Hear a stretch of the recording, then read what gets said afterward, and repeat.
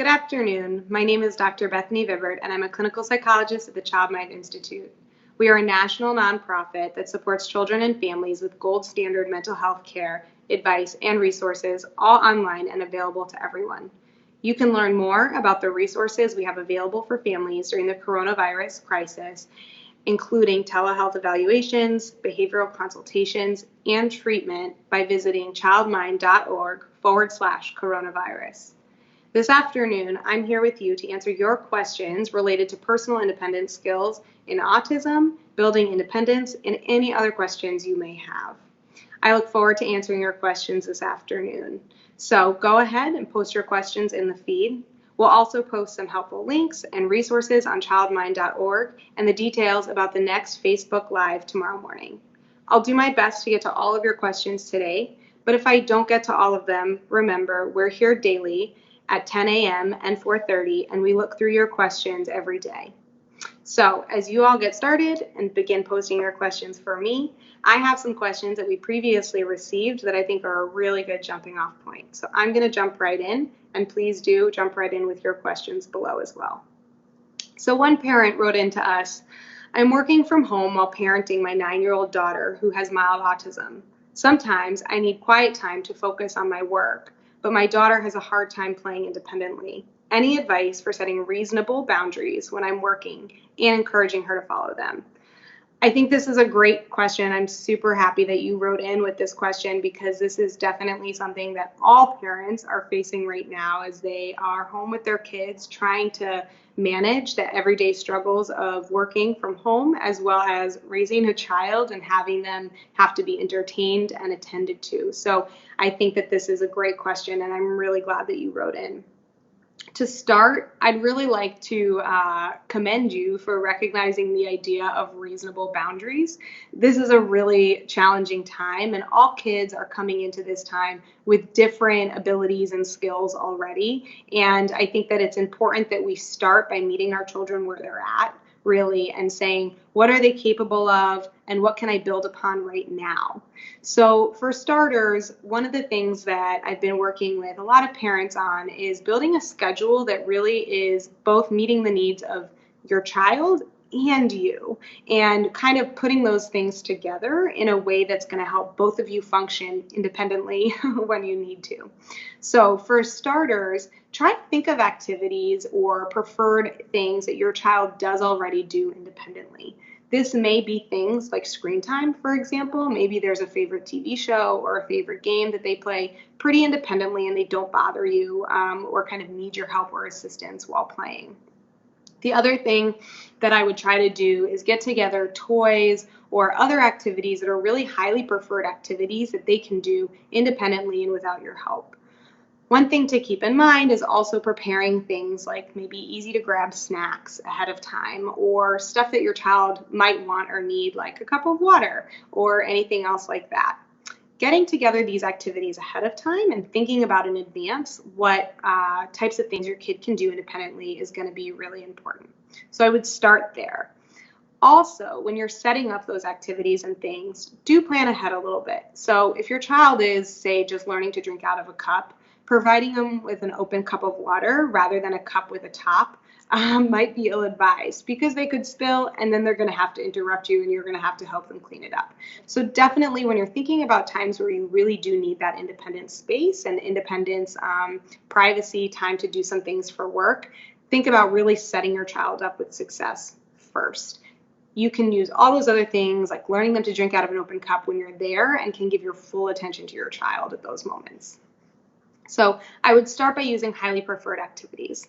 The next step in all of this is setting a system up and, like you said, encouraging her to follow them at a time that's really low stress. So use times that maybe you don't have a work requirement or you don't need to focus on something to start practicing these skills. I've recommended to many families that I've worked with to set things up in accordance with a visual schedule or visual cues. So maybe there's a red time and a green time, kind of like a traffic light. So if you put out the red card, the red time is maybe a time that they can't bother mommy or daddy or one of their caregivers. Practice those times on weekends, like I said, low demand times where really you don't have any needs. Then you can kind of troubleshoot through things and see what activities actually do work, and maybe things that you thought they could do independently, they're really having a hard time with, and it's time to think of some other activities or things. This also will give you an ability to see how long they can tolerate being alone with these things. So maybe they can only start with 5 minutes, and maybe you're going to build up to 10 minutes, to 20 minutes, to 30 minutes. When you start in these low stress times, it's okay. You can sit in another room and just set a timer. See how long they can go for, alone and independently without your help. Then, as they do a really good job, so say they hit 5 minutes, time switches to green time maybe, or together time. Go in, give them tons of attention, tell them how proud you are, that they did this independently, and really praise them for what they were doing, what they were working on, and their ability to follow directions, listen to the red time, if you will, or a time that they need to be separate from you. And follow that with really, really nice positive praise and attention from you. You can practice this multiple times throughout a day, especially on a weekend, like I said, or maybe a day of the week that you're not working as much. As you do that, take into account how much time they're actually able to spend alone. Again, maybe it starts 5 minutes, and with practice and finding new activities, or maybe the key really was setting out food and they're not hungry, so they're not bothering you as much anymore. Figure out what works in those really low stress, low pressure moments. Practice it several times. Figure out ways you can come back during that green time, right after that red time, or whatever you want to call that in your household, to really reinforce and encourage those personal independence skills. It may be that you start off 5 minutes and you're on 5 minutes for a whole weekend, and you can really only do 5 minutes back into the week. I recommend kind of talking to your workplace or folks that you're working with. I think people are having a lot of compassion right now for parents especially, but for everybody really. So make sure that you too are communicating your needs with your employer or your company or your clients or whomever you're working with, and trying your best to set those meetings at times where you know your child is going to have fewer demands for your time and attention. So those are all things you can do to sort of set up that optimal independence. And I think that I, again, really love how you sort of said that word reasonable boundaries. This is a time where our children may need us a little bit more. We are certainly not used to having our children home all day with us while we work from home. Some of us may be, but I don't think that that's the norm. And so I think that trying to figure out what works and going into it with patience and slowly. Adapt and adjust. So it's okay if you started out this working from home and schooling from home situation saying screen time only comes in the evening. It's okay to adjust that. If you need to make time in the middle of the day and that's when your child is going to earn their screen time, it's okay to make some adjustments at this point when we're taking into account what's working. It's really being solutions focused and trying to enhance the things that are working.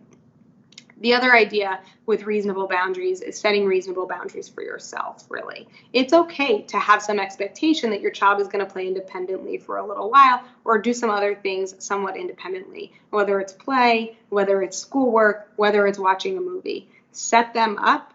Think about all of those things you can do in advance to kind of prepare, practice, and then in those higher stakes moments, you'll feel a lot more prepared and also know what to expect from your child. So I think that this is a great question, really, and I'm so glad that you wrote it in. I know this is something that a lot of parents struggle with. The other important tip I think that's helpful to be aware of is the parent that wrote this in, is a 9-year-old daughter she has a 9-year-old daughter who she described as having mild autism. Every child has different skills and abilities, strengths, and so it's okay if your friend or your colleague's child is doing all of this independently and you're having more difficulty with your child. Start from where your child is at, meet your child where they're at, and build upon what's working in your household. It may look different than your colleagues or your friends or your sisters or what your parents did for you. It's important to kind of find the sweet spot, I would say, and build off of strengths. We want this independent time to be positive for your child. We want them to be, like you mentioned, encouraged to do things independently. And so starting from a place where they're able to do things is going to really help motivate them to keep doing those things independently. So I really appreciate you writing that question in. I think it's relevant to a lot of folks these days, and I think that you're on the right track, definitely thinking about those reasonable boundaries and encouraging those things when they're successful. So thank you so much for submitting that question. I have another question here as well, coming in actually live from our feed. So thank you so much, Janet. Janet says, my child is 10 and has ADHD and autism and learning delay, so a little bit younger developmentally. She is struggling with FaceTime calls, becoming obsessed, and has to call her friends daily. Janet, it sounds like you think your child needs these calls, but the meltdowns are very hard going on afterward. And she sobs, she can be angry, and doesn't want to say goodbye. So definitely a great question. How do we maintain these social Facebook calls while easing the anger and frustration? I think this is another excellent question, because I think a child with things like ADHD and autism and other learning delays, especially if they're developmentally delayed or maybe younger than their chronological age, they will have a hard time with new things, with technology, and with kind of that structure of when do we say goodbye, when do we leave each other, especially if they're dealing with missing their friends or folks that they're FaceTiming already. So this sounds like a great thing that you're doing, having them have Facebook calls or FaceTime calls, with their friends. But definitely it's hard to manage if she's angry, frustrated, and sort of having these meltdowns after. One thing that I think I would recommend starting with is trying to prepare her for what these calls are going to look like. So having maybe a social story or prompts before you start the FaceTime call that describes, here's how a FaceTime call goes. This is what happens when we FaceTime people. We might do it to say hello. We might do it to learn something if she's doing it for school. We might do it to check in with our friends, any of those things. So you want to kind of state what it is and why you're doing it. Then you can sort of also describe in something like a social story what's going to happen, what we would anticipate happening. How do these calls go? Maybe suggesting a time limit might also be helpful to provide a little bit more structure around these FaceTime calls. So you can say something like, FaceTime happens for 5 minutes. Show a picture of a timer, hold up your hands, set a timer on the stove or the microwave, and go through what 5 minutes is really like. Then also stating another fact would be, at the end of a FaceTime, we say goodbye. It can be really hard to say goodbye. I recommend validating those feelings. There's probably a lot of reasons that she's getting upset and saying goodbye, and I'll talk about those things next. So I think giving her those prompts, giving her something like a social story, previewing what's going to happen, why it's going to happen, when it's going to happen, and how it's going to happen, will give your child a little bit of structure and a little bit of an ability to anticipate what's coming. Depending, like you said, on your child's ability, doing this in the form of a picture book or a story, something that she can have that's tangible, taking actual pictures of the things she'll be engaging with, like a clock, like a FaceTime phone, things like that, and putting them together in sequence. This can be made on things like PowerPoint. You don't necessarily need to print it out. Work with what you have to put together a nice sequence or story about what's going to happen, what the expectation is of the behavior. So I think previewing can be really, really helpful. The other thing that you can do is practice. And practice again in more low stakes situations. So when you're leaving a room or something, saying goodbye. I'm practicing saying goodbye. It's okay to say goodbye. Mom's going to the bathroom. I'll be right back. Goodbye. This gets her used to that process a little bit more. It will allow her to practice saying goodbye again in lower stakes situations. So those are all sort of previewing strategies and practice strategies. We call those also antecedent strategies. When we think of behavior, there are 3 parts of behavioral interventions. One is the antecedent, the second is behavior, and then we have the consequence, or whatever sort of comes after that behavior. When we think about these meltdowns and behavior, the other thing that we really want to understand is the function of the behavior, sort of the why, what's happening, what's driving this behavior and motivating it.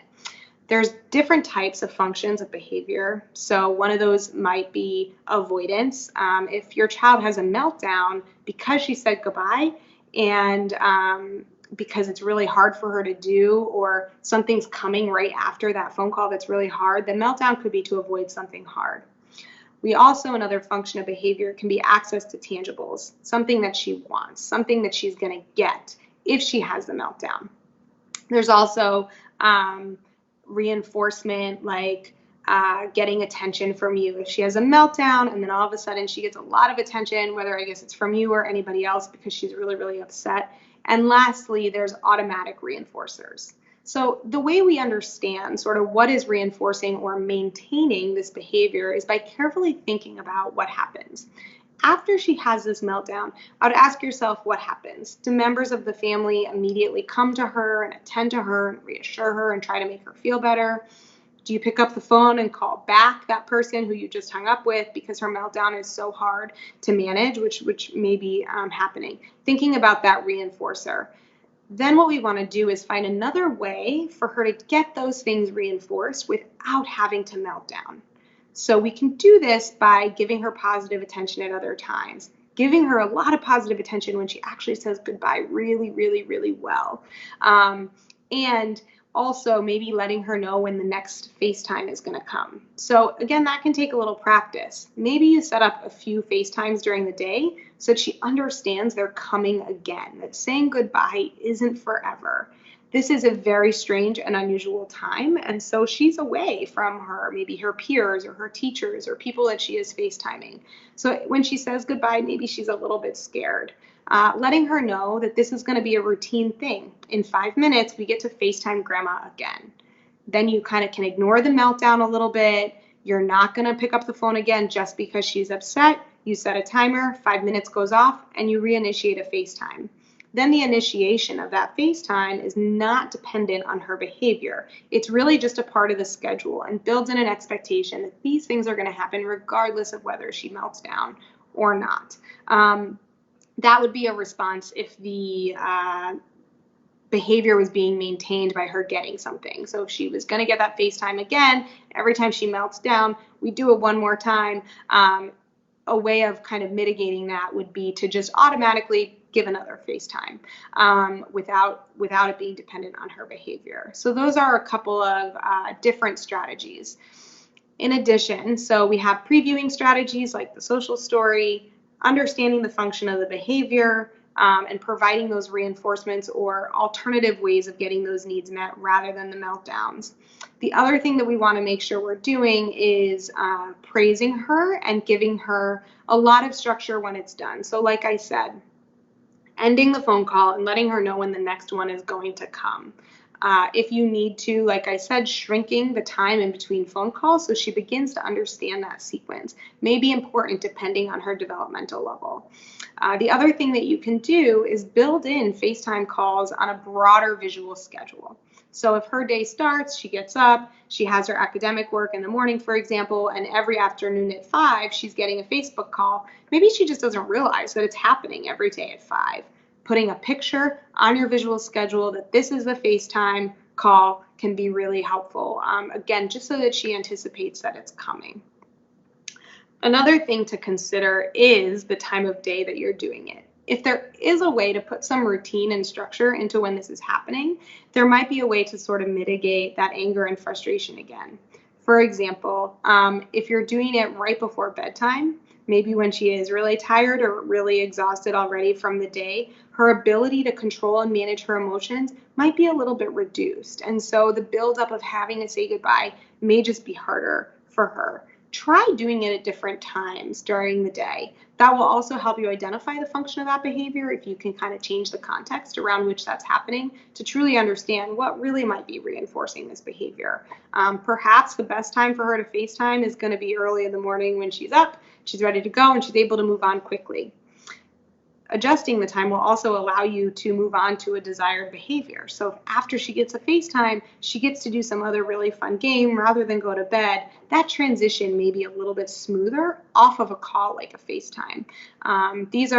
My guess is this is not the first time maybe she's been angry or frustrating during a transition. And I'd go back and think to what has helped her during other times and transitions that she's faced. Again, this is absolutely a very unique situation that we are finding ourselves in these days. And so I can understand why it may seem different than it normally is, and it may be different. But if there are other strategies that you've used to help her transition away from highly preferred activities, if FaceTime is a highly preferred activity, kind of incorporating some of those things into her transitions away from FaceTime right now might be very, very useful. So thank you so much for writing in that question. And I really hope that those were able to provide you with some helpful tips and some strategies, some different things to try out moving forward. Thank you, Janet. Another question that we've had previously, which I think is another great question, and one I've heard from a lot of families, comes from a parent wondering, how can I engage my 7-year-old son with autism in basic household chores, like cleaning his dishes or picking up his toys? Great question. This definitely doesn't apply just to families with a child with autism, but I think a lot of families are wondering, how do we engage our child in daily chores? Definitely there are some special, maybe unique strategies for a child with autism.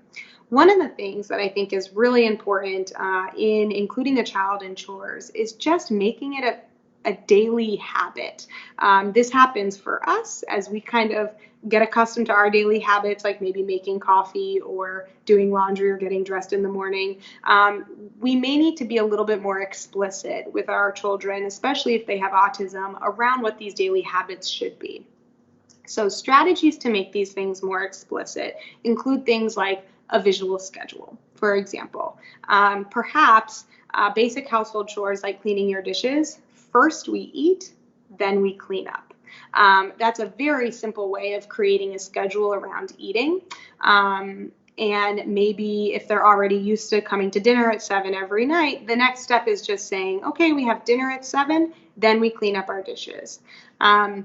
Doing those things together as a family, I think, can be really, really important and motivating. You're modeling that after we eat, we pick up our dishes. We bring them to the sink. I would start with very, very small steps like that.